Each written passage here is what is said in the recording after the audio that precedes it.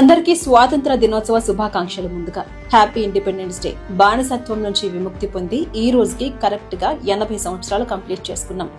August 15న జనవరి 26న మన జాతీయ పతాకాన్ని ఎగరవేస్తాం. కానీ రెండు జెండాలు ఒకేలా ఎగరవేయరని మీకు తెలుసా? అవును, ఈ రోజు మనం తెలుసుకోబోతున్నాం. ఆగస్టు 15న ఎర్రకోట మీద మన జాతీయ పతాకాన్ని ఎగరవేస్తారు. అది పోల్ కింద నుంచి పై దాకా జెండాను తీసుకొని వెళ్లి అక్కడ మన ప్రధాని ఎగరవేస్తారు.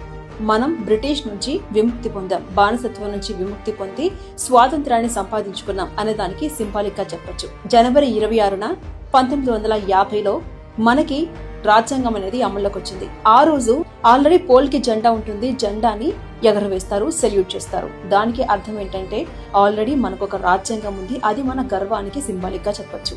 సో రెండు జెండాలు ఒకేలా ఎగరవేయరు. ఈ విషయాన్ని మీకు తెలిసిన ఫ్యామిలీ మెంబర్స్ అండ్ అందరికీ షేర్ చేయండి.